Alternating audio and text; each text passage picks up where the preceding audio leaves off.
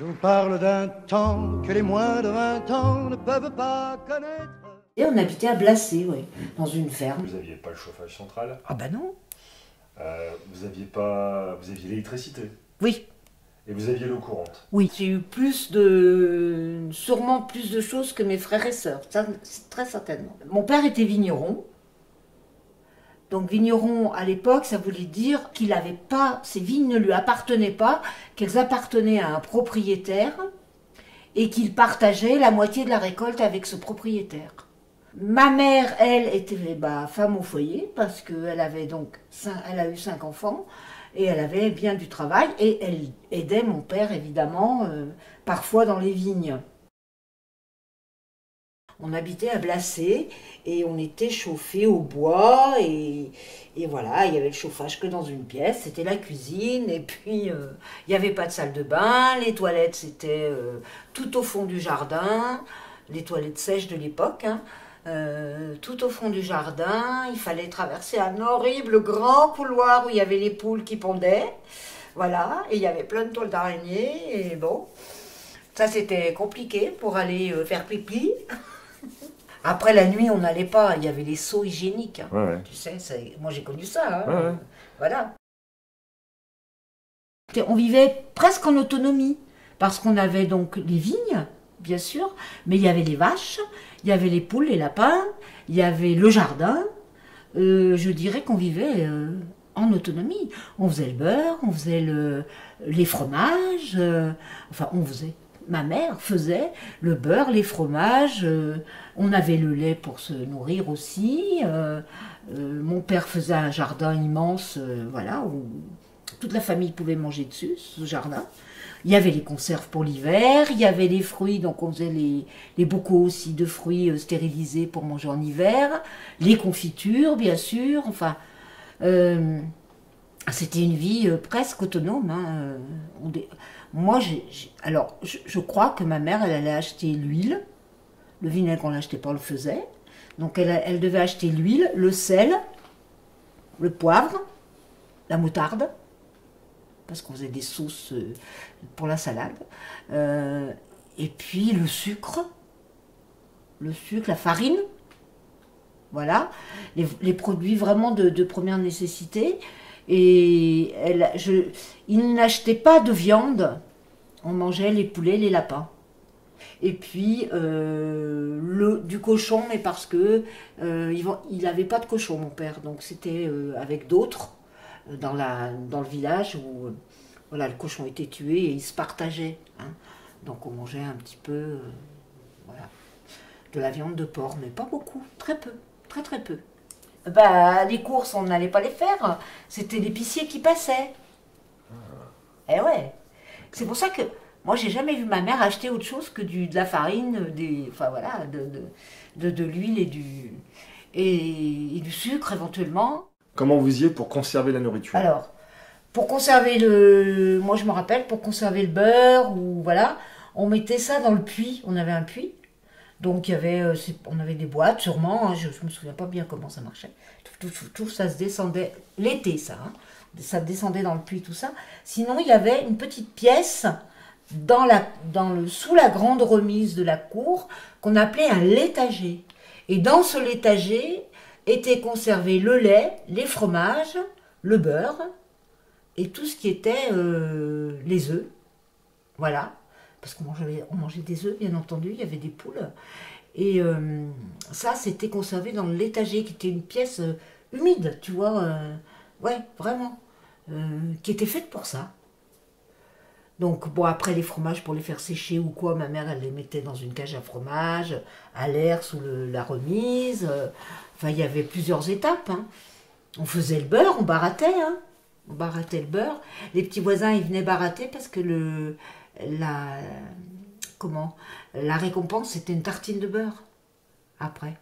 Donc, est-ce que tu peux nous expliquer un peu ce qu'est le barattage? Eh bien, tu ramasses la crème du lait, sur le lait qui a été trait, tu le mets donc dans des bidons, après, il se dépose une couche de peau, c'est la crème du lait, donc, hop, maman, elle retirait la crème du lait, Et on mettait ça certainement dans un, je sais pas, dans un pot, je me rappelle pas dans quoi ça se mettait.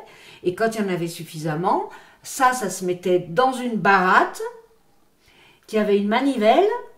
Et pour baratter, on tournait la crème. Et ça faisait du beurre au bout d'un moment. Mais il fallait baratter un moment. Hein. Ça se faisait pas en 5 minutes. Hein. D'accord. Okay. Et Voilà. c'est toi qui faisais ça? Enfin, c'était les jeunes qui Bah, faisaient... oui, c'est les enfants, on baratait parce que voilà. Ouais. Okay. Donc ça, c'est pour la conservation. Ouais. Donc il y avait ça. Les œufs, par exemple, pour conserver les œufs. Parce que bon, il y avait beaucoup de poules, donc il y avait beaucoup d'œufs. Alors pour conserver les œufs, on mettait ça dans une grande jarre avec, je crois que ça s'appelait silicate de sodium, le produit, le truc qu'on mettait. Ça se mélangeait avec de l'eau, ça faisait une espèce de glu. Tu mettais les œufs dedans, et l'hiver, pour faire les œufs, hop, pour faire les gâteaux, on allait chercher les œufs dans cette espèce de truc gluant, là. C'était dégueulasse. Enfin, on trouvait ça vraiment pas ragoûtant, mais ça touchait pas les œufs, hein, ça touchait que les coquilles, et ça conservait les œufs. Alors, pas pour les manger à la coque, ou non, mais pour faire les gâteaux. Pour faire les gâteaux, pour faire les flans, pour... voilà. On conservait les œufs comme ça. Okay. Après, il y avait toutes les conserves autrement. Des légumes, stérilisation, bien sûr, et toutes les conserves des fruits. Donc, pareil, stérilisation pour les fruits en bocaux, et puis les confitures pour les fruits, voilà. Tout ça, c'était conservé comme ça. Il n'y avait pas de congélateur, hein, bien entendu. Pas de réfrigérateur, pas de congélateur. Voilà, on n'était pas malade. Hein. Vous avez jamais eu faim? On n'a jamais eu faim. Jamais. Ça, c'est vraiment un truc qu'on n'a jamais eu faim. Enfin, moi, j'ai pas de souvenir, en tous les cas, touchant l'appétit, touchant la nourriture. Hein. On a toujours, je pense, mangé tous à notre faim. Vraiment. Mmh. La première machine qu'a eu maman, c'était une essoreuse. À linge, pareil, à la manivelle, hein, c'est-à-dire que... Parce qu'avant, bah, quand elle... pour essorer le linge, on le tordait, tu sais. Hein, pour les draps, il y avait... À deux, ils tordaient le linge pour l'essorer, pour qu'il sèche plus vite. Donc, est arrivée cette fameuse essoreuse à linge. Un bloc avec 2 rouleaux et une manivelle. Et on tournait le linge. On faisait passer le linge et... Donc, ça essorait le linge. Et ça a été... un des premiers pas vers la modernité pour le linge, hein, en tous les cas. Parce qu'elle lavait son linge, on faisait bouillir le linge. On avait une grosse chaudière sous cette grande remise où on mettait du bois dessous avec de l'eau. Elle faisait bouillir son linge là-dedans, avec le savon de Marseille à l'époque, très certainement, pour voilà. Et après, elle le frottait à la brosse. Il y avait un baquet. Dans la cour, si tu veux, il y avait comme une rigole, et donc l'eau pouvait s'évacuer. Donc elle mettait son linge là-dedans, elle le frottait, et puis après le rinçage à l'eau claire et tout ça, et après bah, l'essorage quoi. Et moi je suppose qu'elle a dû aller au lavoir, j'en sais rien ça. Peut-être qu'Yvonne ou mes frères s'en rappellent. Moi je me souviens pas, je l'ai toujours vue laver son linge à l'intérieur de la cour de ferme, dans les baquets. J'ai jamais vu aller au lavoir. Mais peut-être qu'elle y allait, je sais pas. Tous les lundis, c'était la lessive. Et vous l'aidiez tous ensemble ou c'était juste une tâche que ta mère... C'est elle qui faisait. Oui. C'est elle qui faisait. Alors on devait l'aider de temps en temps, peut-être pendant les vacances, ou lui donner un coup de main, mais c'est elle qui faisait. Hein. Puis après, elle allait étendre son linge, on étendait tout le temps le linge dehors, et puis voilà. Après, c'était le repassage, parce que le linge était repassé du début à la fin. Hein. Mais en hiver... Elle étendait sous la remise, l'hiver. D'accord. Je me rappelle le linge gelé, moi. Tu sais, t'allais voir si le linge était sec. Il était tout gelé. Il gelait. Et ouais, d'accord. Et puis au bout d'un moment, bah, ça séchait, quoi, tu vois. C'était compliqué l'hiver, ouais. Comment vous faisiez en hiver pour dormir dans vos chambres sans chauffage central? Eh ben, avec des gros édredons. Et puis, on mettait une brique dans le lit pour chauffer le lit. Voilà. C'est tout. Okay. Et donc, on se préparait... Alors, la seule pièce chauffée, c'était la cuisine. Et dans cette cuisine, il y avait une grosse cuisinière Godin, là, tu sais, mais vraiment la balèze, où elle faisait tout, ma mère, dessus. Elle faisait cuire dans le four, il y avait un four. On faisait cuire dans le four, on faisait souvenirs qui reviennent comme ça. Quand tu rentrais de l'école l'hiver, on mettait une tranche de pain à griller dans le four avec du fromage, tu sais. Et on mangeait ça, c'était super bon, quoi. Ok. Voilà.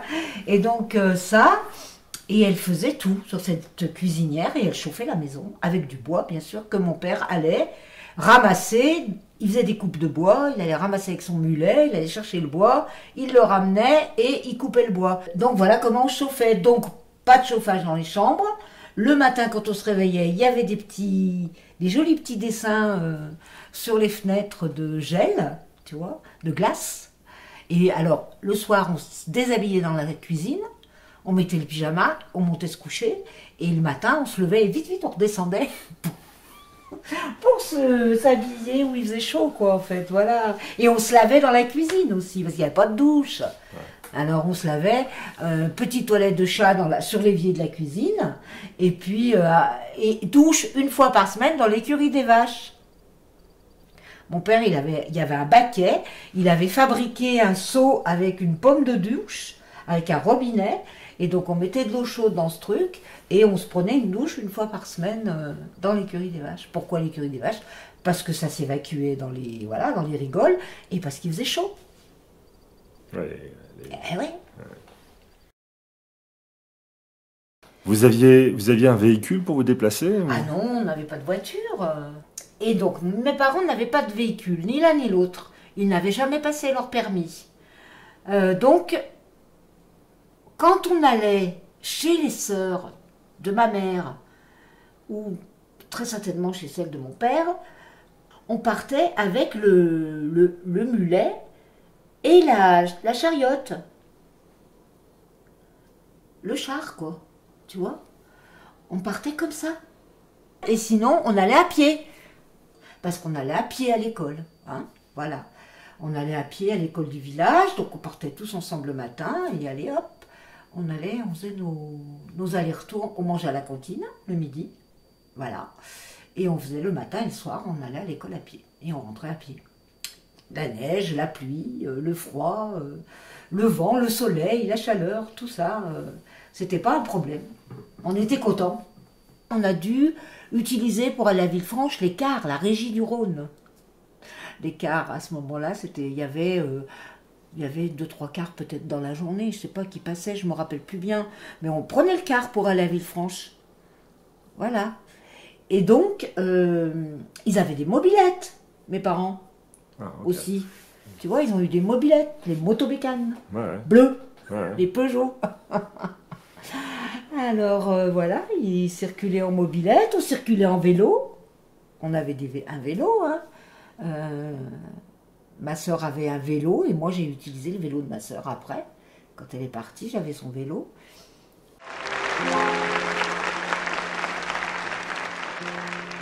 Je vous parle d'un temps que les moins de 20 ans ne peuvent pas connaître.